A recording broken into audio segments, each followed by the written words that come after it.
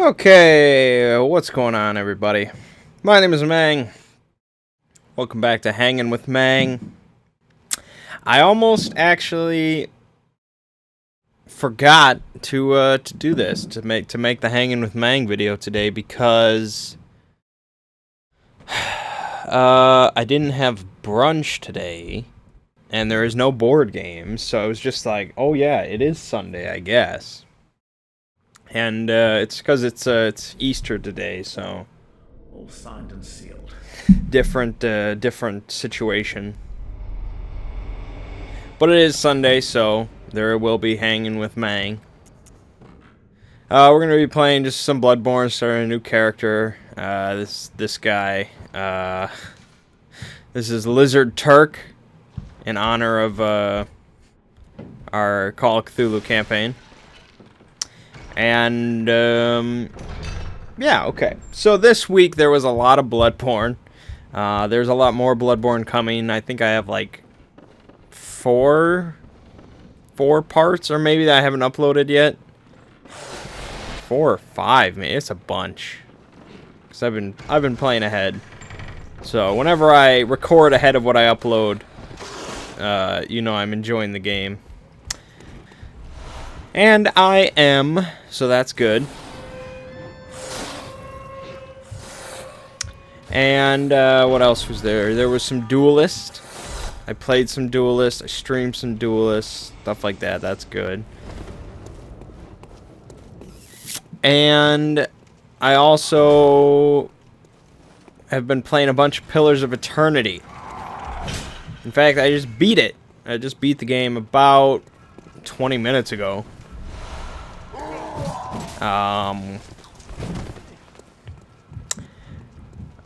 And so yeah, so I can talk about Pillars of Eternity. You know, in the face of hold on a second.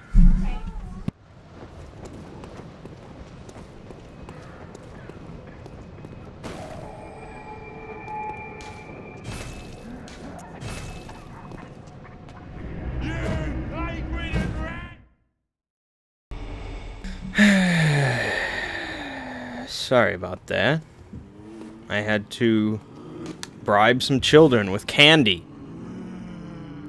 No, not that. Saw Cleaver. What the hell was I talking about? Oh, right. So Pillars of Eternity. I mean, I'm a big fan of Baldur's Gate 2 and some other Infinity engine games. Planescape Torment, great stuff.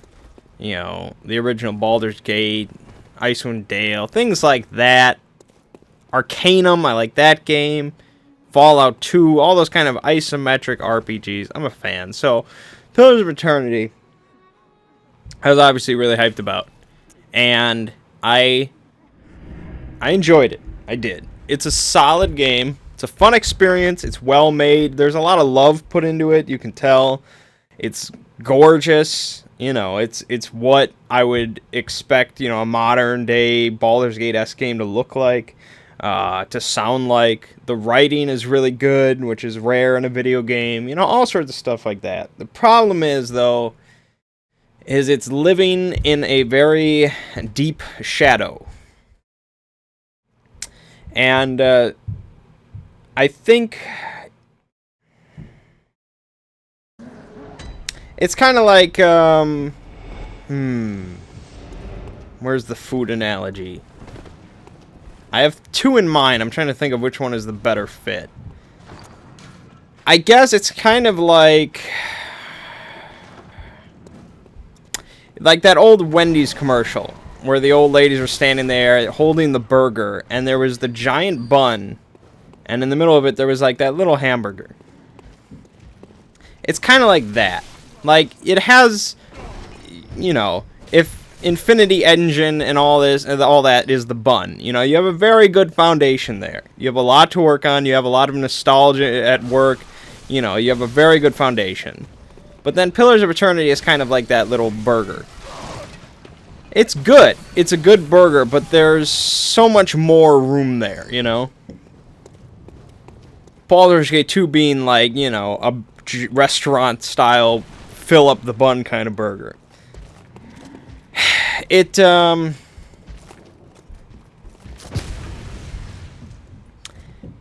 like I said, it's good. But Baldur's Gate 2 is epic. You know? Like, when you play a game like that, or Planescape Torment or something, you feel this grandiosity, which may or may not be a word. You know, you feel this epicness that I'm not sure I ever really felt in Pillars of Eternity. And it's not just like a linearity type of thing, where it's just like you're kind of being dragged along. Yeah, there are elements of that in Pillars of Eternity, but there are also elements of that in the older games, where it's kind of like you're doing what needs to be done, and there's not a whole lot of options. But it's just, I don't know, maybe there's a sense of scale to the older games, but also dialogue options and things like that. Like, I felt like the template was there in Pillars of Eternity, just as, you know, it's always been. But I don't know if it was utilized to its fullest extent. Now, that could be because it was a Kickstarter game and they had deadlines. I don't know what happened. But, and I read a guy's criticisms of the game, and I agreed with pretty much everything he said. For some, like, examples, he gave a pretty good example that I didn't really think about until he mentioned it. But it's like, at the beginning of the game, you pick your race. And one of the races in the game are the godlike, which is interesting. And they're basically said to be inspired, like, creations of the gods or something like that, some nonsense. And so, at certain points in the game, you will be given an option in conversation to where or, you know, it'll just come up from the other person where your race will be mentioned. Hold on. God. Anyways. Okay, so you'll be given options in dialogue, or it'll come up from the other person where it'll mention your race. And I played, my character throughout the campaign was an Orlan, which was kind of like a gnome, basically, or a halfling. And so, I think my race was mentioned 4 or 5 times throughout the game. And I wasn't expecting a whole lot, but the guy that I read about, he played a death godlike, who was just basically seen as kind of like a harbinger of doom and ill luck or something like that. And so the campaign and setting of Pillars of Eternity is very religious focused. There's a lot of religion thrown around. And people are, you know, stuck to their beliefs, and there's hysteria and all kind of that. It's a very religion-based campaign.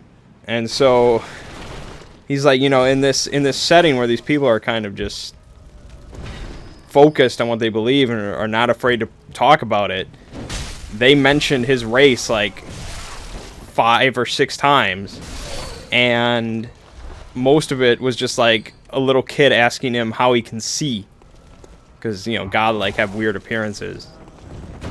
And it's just like, that's a damn good point. And that kind of sums it all up, where there's just a lot of underutilization across the board, which is unfortunate.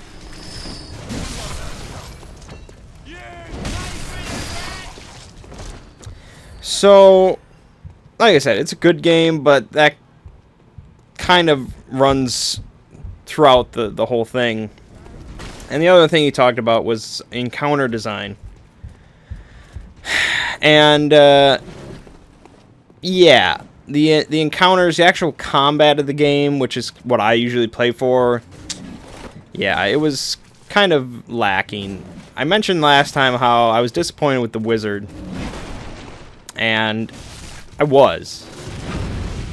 So I re-rolled as a cipher, which is basically like a scion. You know, they mess with people's minds and stuff like that. And so that's what I finished up the game as. And basically, there are two types of encounters pretty much in Pillars of Eternity. There's one where you're out in the open and it's kind of just a mad scramble, or you're in a corridor and you just block off the enemies with your tanks, and then it's a cakewalk. Like, if you can bottleneck the enemy in that game, pretty much no matter what, you're going to win the fight. Out in the open, it's a little crazier. It's just whatever. It's hectic. So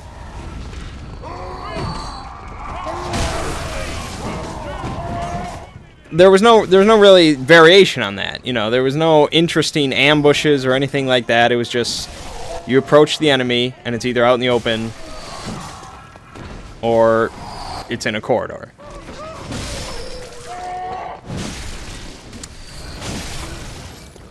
And I don't know, just really when it comes down to it, I think is replayability. I think Baldur's Gate 2, Planescape Torment, stuff like that, that has replayability and longevity for years upon years. I mean, I'm still playing Baldur's Gate 2. The game's like 15 years old. But Pillars of Eternity, I don't know. I don't see it. Because especially according to this other guy, there's so few options that really make any difference. And the one thing that really struck me, okay, here's the big thing. Because, you know, I was talking last time about how I really wanted to solve issues with, you know, talking things through and being diplomatic and stuff like that. And that did crop up occasionally. The most memorable part was where you, like, climb up to the top of the mountain. This may be a spoiler, I don't care. Climb up to the top of a mountain and you have to deal with like a dragon. This is like the first dragon you really encounter. It might be the only dragon in the game. I don't know. Probably not. And so I was like, oh shit. And so of course I tried to fight it the first time. I tried to kill it, and yeah, it was powerful. I could probably go back and like they automatically save the game for you right before the end game part, so you can go and finish all the other stuff. So I might try it again. But I got wrecked, so I was like, okay, what else can I say to this dragon? Because I tried to be diplomatic, but I just pissed it off. So there was other options. So I tried it again a second time, and I eventually talked it through. And being diplomatic with the dragon was basically like, we're sorry to bother you. You know, we'll let you stay here. And I mean, there was a bit more to it than that, but it ended up working out. I was like, okay, that's cool. And well, the point of the topic was during conversations throughout the whole game, you'll get various options in dialogue that will say like, it'll say that this dialogue option is honest, this one is stoic, this one's benevolent, this one's cruel. And when you pick these options, there's like a silent counter in the background. And these counters will eventually raise enough that you'll gain like stats in these traits. So you'll be like a benevolent 3 and a cruel 1, or you know, something like that. And so then occasionally new characters that meet you, it's basically like a reputation, you know. They'll have heard that you're a benevolent person, or you're a stoic person, or something like that, and that'll influence what they say to you, and that's really cool. Problem was, and this is also mentioned by that other guy, that by the end of the game, all your numbers will pretty much be around the same. The one that you pick the most will be like a 3 or 4, and then the other ones will all be a 2, which was pretty much how I had. I tended to go most for benevolent, and so that was my highest one. I tried to be as benevolent as possible, because I like being the really good guy. And then everything else was like a 2, and I tried to almost never be deceptive. Like, that's kind of the opposite of benevolent. I didn't want to be deceptive at all, but occasionally that cropped up, apparently, to the point where I met one guy, or one group of people, and they were like, oh, well, you know, And it'll tell you when your reputation like influences their thing. It'll say, you know, Deception 2, and then it'll say what they say because of that, or Benevolent 3. And so it said Deception 2 is like, oh, well, we can't trust somebody of your reputation. I was like, bullshit! I'm far more benevolent than deceptive. It's just like a very cool system, completely underutilized or messed up, maybe. I don't know. I was disappointed by that. But I mean, I stand by my original statement that it's a fun experience, but in 10 years when I want, you know, the quintessential CRPG experience, I'm going to be playing Baldur's Gate 2. I'm not going to be playing Pillars of Eternity. And maybe they knew that, you know. Like I said, they knew what they were getting into. And they made a fun game, and I don't regret paying money for it or anything like that. But, yeah, that's my review. It does offer a lot of conveniences that Baldur's Gate 2 didn't have 15 years ago. There's some stuff that I really wish Baldur's Gate 2 had. Like, there's a button to basically to double, like, the speed of time outside of combat. And they put this in because basically, you know, you run around maps quite a bit. You run around areas when you're not in combat to just kind of get around.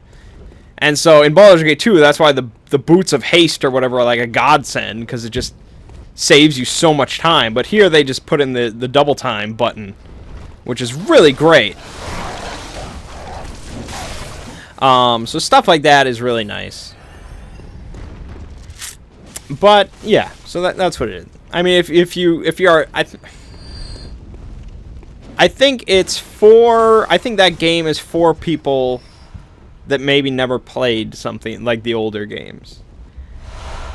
Which is weird, because you'd think it would be for people that love those older games. And in a way it is. It's kind of like a love letter to, you know, fans of those older games. But also it's watered down enough for where it's really great for people that never tried those older games. And so hopefully maybe it inspires them to go check out those other ones. So there you have it. That's Pillars of Eternity. Okay. What else?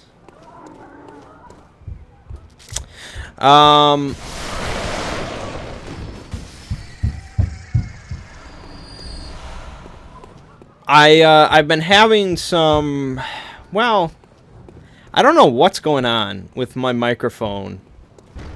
In a few videos that I've been putting up with Bloodborne, it's kind of like been cutting out, where I'll like look over to the recording screen and I'll notice that like the commentary wasn't on, or I'll check the video later and be like, for a whole section there was no commentary.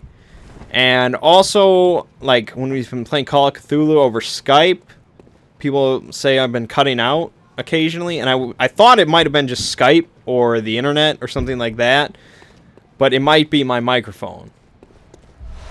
And so I ordered a new one.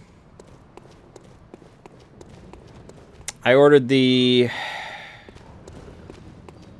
Audio Technica AT2020 or something like that. I don't know. And I bought like a boom stand, so I could look really cool, because it seems cool. I want to be one of those guys that like swings the microphone stand over while I'm doing a podcast. I want to be one of those guys. I don't know. Like, it could just be my USB cable for my microphone's faulty or something like that, and I just spend $3 to get a new one. But no, I guess I want a new microphone. So that'll be coming tomorrow. It should sound about the same. I don't expect a quality loss at all, so.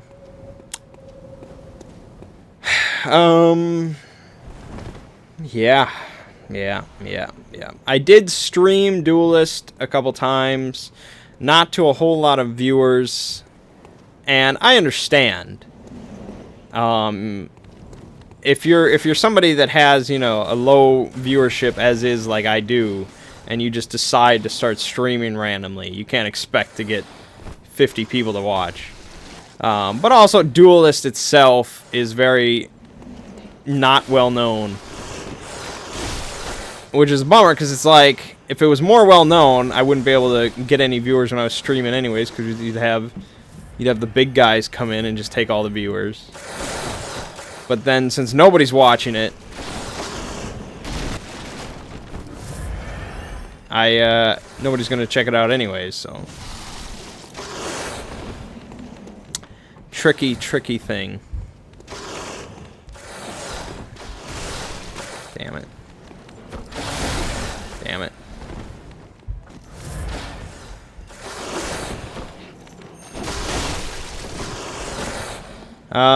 Yeah, so Duelist is cool though. I'm trying to get more people to try it. The 3 people that I gave keys to, my dad, my brother, and Mert, haven't really played it at all. My dad is still just absolutely obsessed with Hearthstone. He sees no reason to change. Like, why would he stop playing Hearthstone? There's nothing wrong with it. He loves it.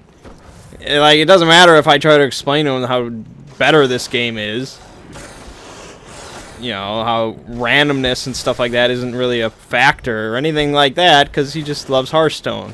And he's been playing it for like a year. No, over a year. And he still doesn't, like, know anything. Like,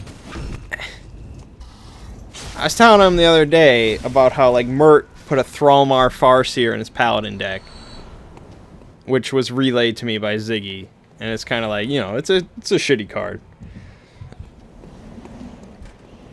And so I told that to my dad, expecting him to be like, well, you know, laugh or something. And he just kind of, like, shook his head a little bit, and he made like a grunting noise. And I'm like, you have no idea what card that is, do you? And he's like, no, not really.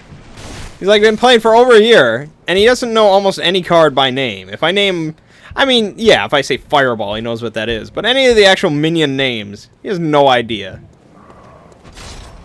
So to learn a whole new game at this point, not too interested. Yeah, but I'm glad that at least some of you watching the YouTube videos are enjoying Duelist, because there will be more of it. So there'll be more Duelist, more Bloodborne.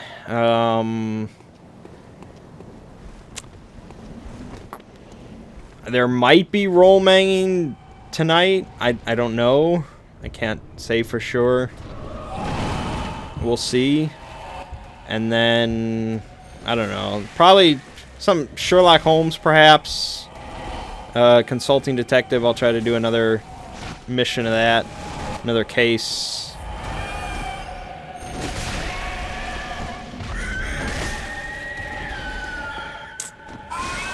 Yeah, mostly Bloodborne.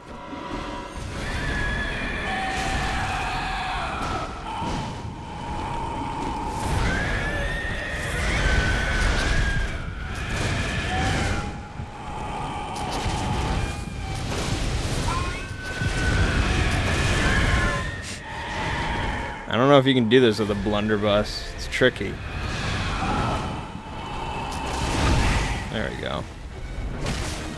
Oh, as I missed the visceral. There we go. So, board games. Boy, oh boy, I don't think there was anything. I don't know if I played a board game this week. I don't think I did. I don't think I have anything to say about that.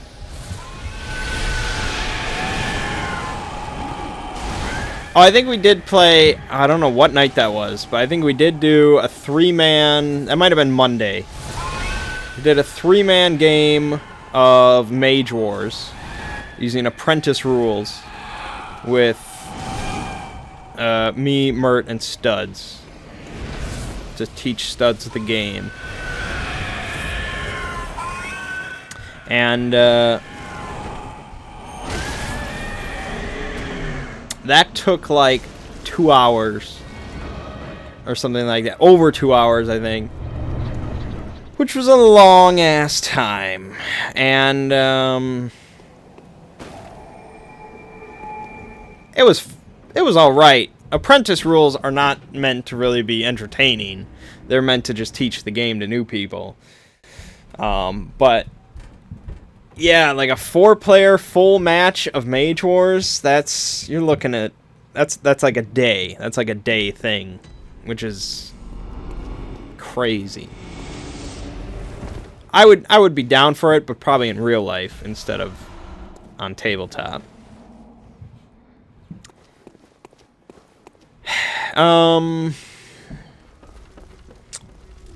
Let's see. Okay, so the whole board game cafe thing.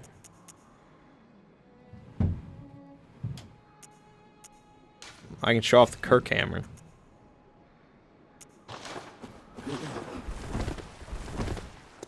Hello, and you will swim.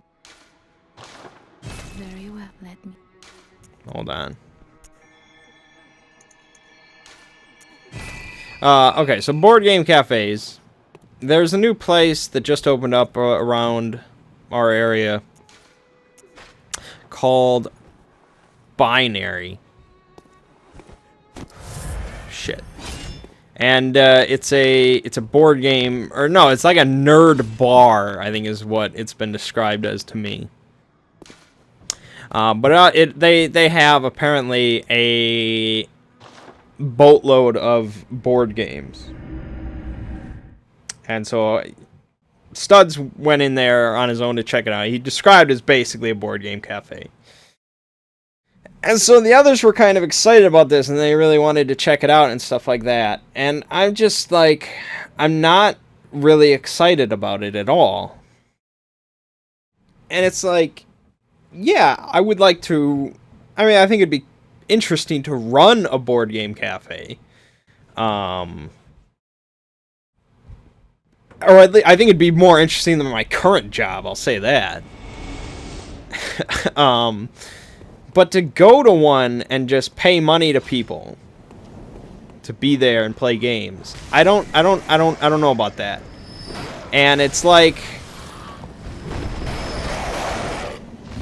I've spent over $3,000 so far on board games since last September-ish. Over $3,000. I spent quite a lot, especially in the early days. I was buying board games pretty much every week. And we barely play board games. I mean, you listen to somebody like Tom Vassell and things like that. Like they meet multiple times per week. They have a big monthly meetup when it's just board games. That's what they do, you know. And we get together generally once a week for 3 hours or so. We'll play 1 or 2, maybe 3 different games, and then that's it till next week. We do not play many games. We do not get together for many games. But I'm okay. I do not regret buying as many as I have. Okay? But now you want to go out and for me to spend money to play other people's games when I can barely get you guys together to play my games. Like, I have, like, the perfect board game setup. Everything that you could want right here in the comfort of my own home. And you want me to go out, pay money to other people to play probably we're probably going to play games that I own. We're not going to play, like, a new game. It's probably going to be stuff I know how to play, so I can teach them or whatever. We already know how to play. And it's going to be in a noisy area with other loud, probably smelly people. I don't get it. And they're, like, shocked that I'm not excited about this. And it's like, you really can't understand.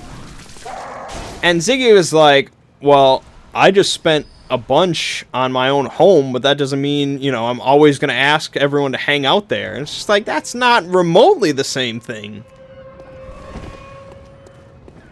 You didn't buy a house just so people could hang out there, but I bought board games just so I could play them with my friends and family. I don't, like...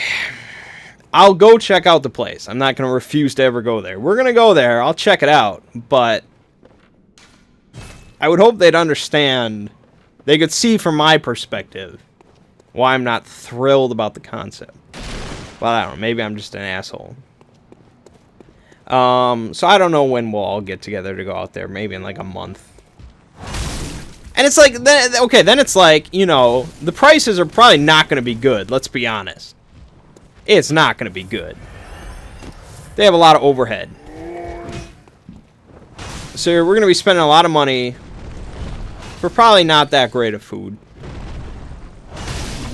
And then it's like, you're not going to sit there.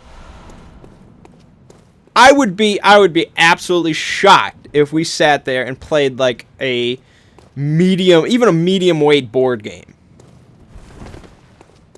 I would be shocked if we played anything heavier than coup. Maybe I could see like Smash Up. That would like be as heavy as we go. And it's like, so say we go there and we just play like Skull. It's like we can go to Applebee's, get cheap food that we know we enjoy, cheap drinks, and I'll just bring my copy of Coup and we can play it. We've done that. We've played Coup at Applebee's. And it was fun. Nobody disturbed us or anything like that. And we just played Coup and there it was. I don't know why we need to go to this place. But, again, I'm the contrarian of the group, I guess.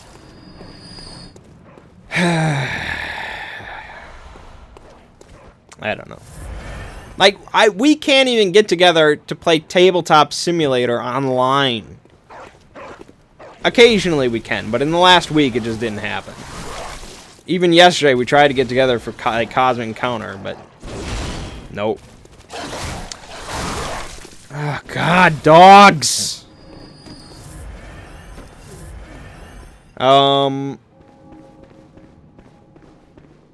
Yeah, so I don't know. Next Saturday, the 11th, is International Tabletop Day, which I think I've already mentioned. And so we should be playing Twilight Imperium 3 finally. I don't have any faith that we will be, but that is when the date is set for on the Facebook event. So we'll see. It's been rescheduled about 5 or 6 times.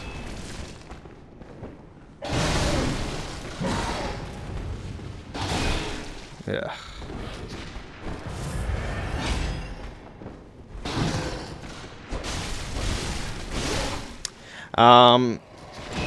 So that's probably going to be nightmarish. You know, there'll be a lengthy part of the next Hanging with Mangg if we do play it. I'm going to put up like a video on the event of like a video tutorial.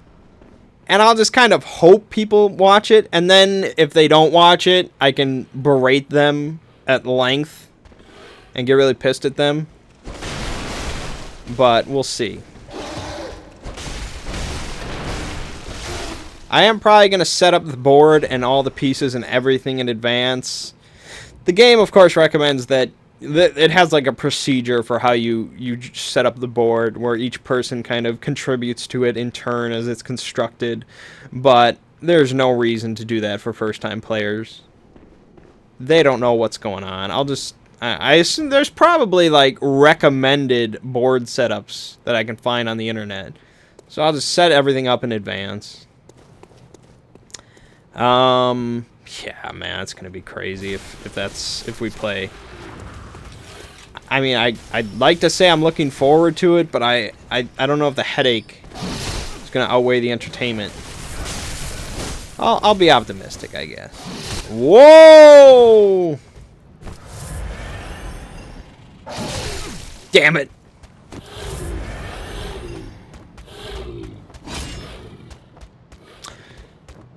Yeah.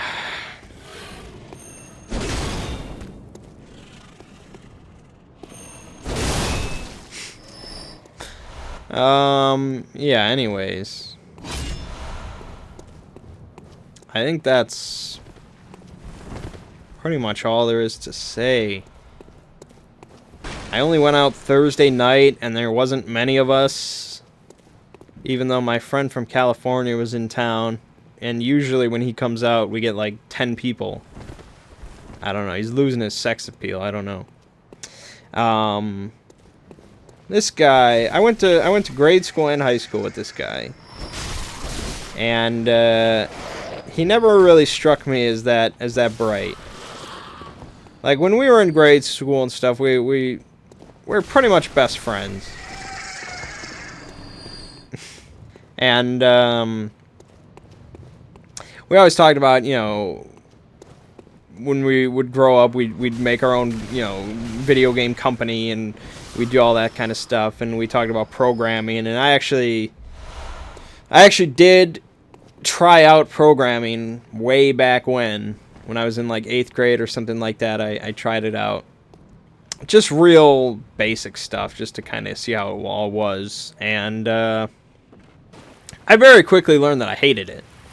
And there was no way I ever wanted to do this for a living. Like, I have massive respect for programmers to stick it out day after day, because god damn is it terrible. Like, I did it for like 2 days. Nah, well, I did it longer than that. But I remember one day where I was really heavy into it. I did it for quite a while. And you get this, like, effect with your vision from just staring at black on white for a long period of time. Like, it messed with my head, man. It was terrible. So I gave up on that pretty quickly. And it really dissuaded me from ever going into a job in any, like, with computers or anything like that. Because I really like computers. And, you know, I'm pretty, you know, I can figure stuff out. I could have easily worked in IT or something like that if I wanted to, but it's just like, there's no way I want to, like, I felt like that would just ruin all my pleasure of computing or anything. Like, if I just treated it like a job, if it was my job, that would just ruin everything. I didn't want anything, because I saw what programming did to my head. I was like, no way. Now, IT and programming are very different, but I didn't want anything to do with that. I don't want to mix business and pleasure. He did not feel as strongly as I did about that whole thing. So he kind of continued on into IT and stuff like that. And we actually worked at the same computer store, just at different times, so we never worked together. And he was in support, I believe, when he worked there most of the time, because he actually liked that. And I worked only in sales, surprisingly. And I was offered to go into support, which I think even comes with like a pay raise. But I was like, nope. Nope, I want to stay in sales. I do not want to fix computers. I don't want to work on computers. I don't want to touch any computers unless I'm selling them.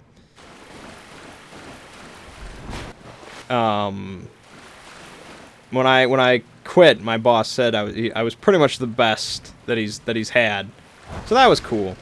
But the point was, with my friend, he went on and he got his degree, and he really, like, I think he got a job before. He didn't even need a degree. He got his job before he even finished his schooling. Because basically, it comes down to who you know, not what you know. As far as I can see with him. And so now he works out in California for a hedge fund. He's like their IT guy. And he's easily the wealthiest of all of my friends. Like, this guy's bonus is like 6 figures, you know. It's crazy. Like, he doesn't really ever discuss money much, but We've pieced things together. He's wealthy. He lives in like Venice Beach. Like on the beach. And so he so he works for this hedge fund, but he was invited to be interviewed by Facebook, Blizzard, and Google.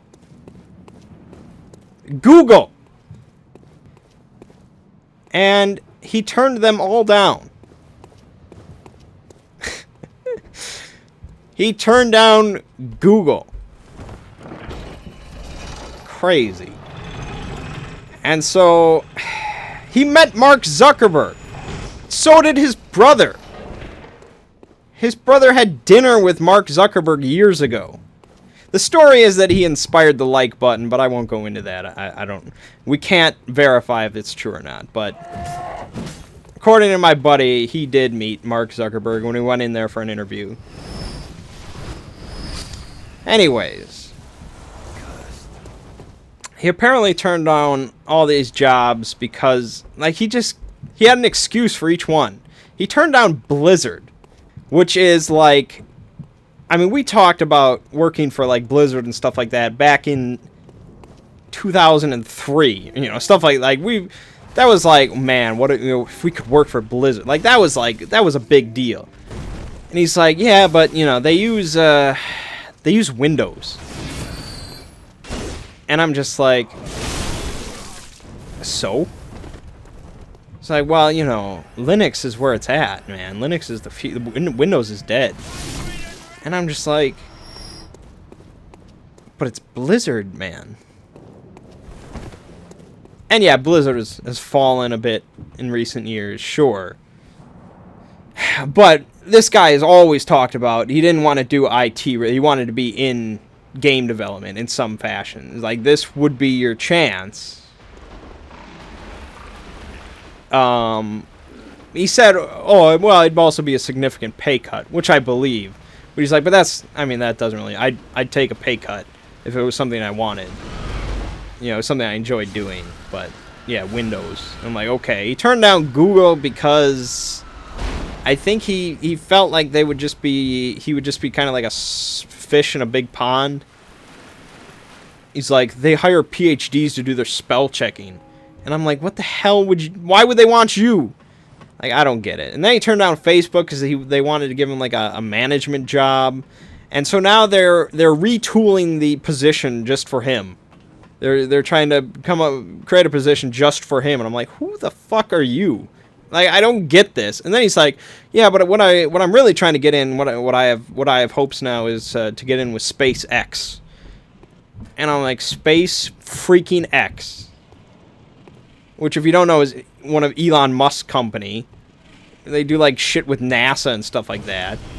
Like, I don't get it. Like, what is this? What is he doing? What is he doing right? I don't get it. And so it's like, if I would have just stuck with this guy,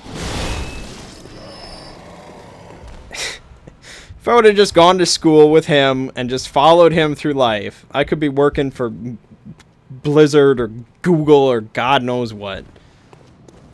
But alas, I am sitting here talking to you folks, and I wouldn't have it any other way. Yeah. So he's still a pretty humble guy either way, but yeah, it's crazy to think about that. I still think he's kind of dumb. I don't know what he's doing.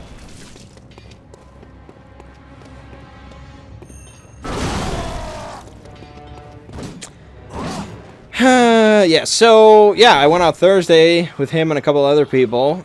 And then Friday and Saturday, I didn't even get, like, texts about doing anything. There was nothing.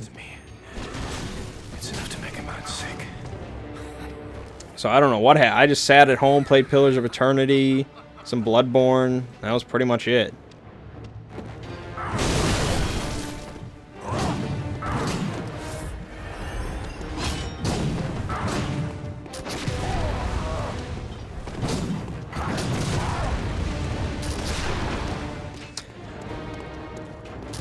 I'm okay with that.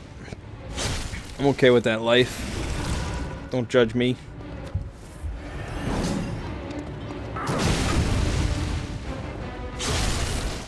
Watch some movies. Watch some YouTube videos. Life goes on.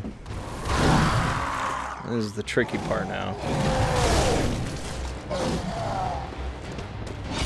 This is probably better.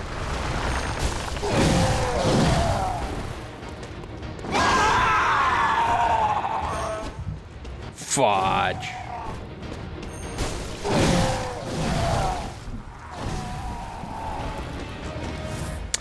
I think that's really all there is to say for this week.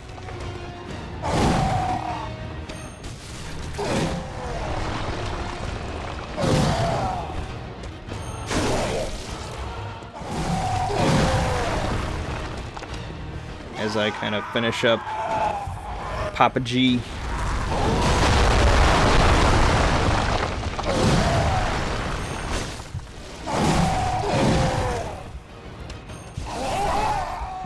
There you go. Not too shabby.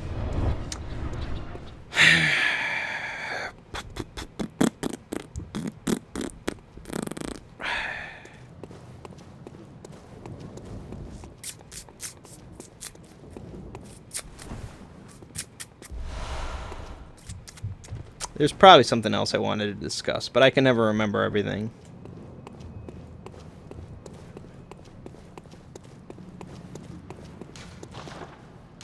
I'm looking forward to my new microphone, though.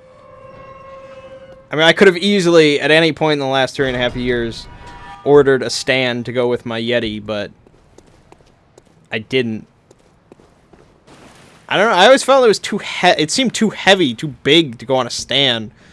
But really, it's just the stand of this microphone is heavy. The microphone itself is not really. I was just dumb. But I think it's kind of like clothes for some women. You know, they just find excuses to buy new clothes. I think I just need an excuse to buy a new microphone.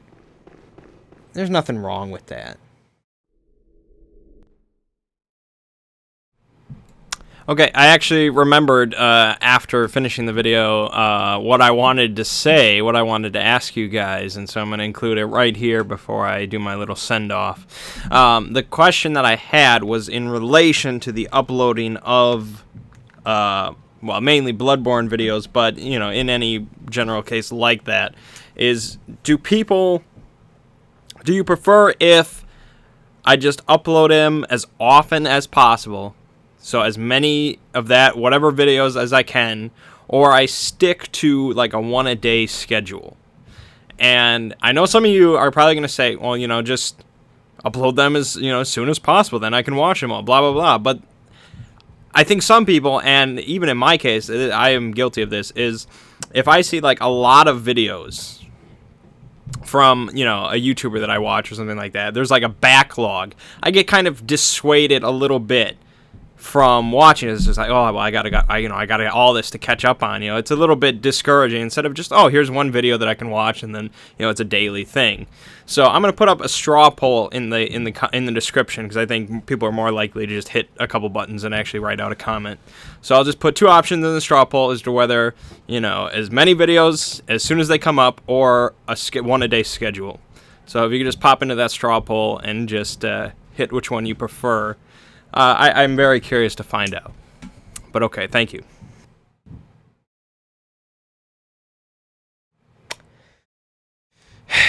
Alright, well, that is going to wrap up for this week. My name is Mangg. This has been Hanging with Mangg. I'll see you fine folks next week.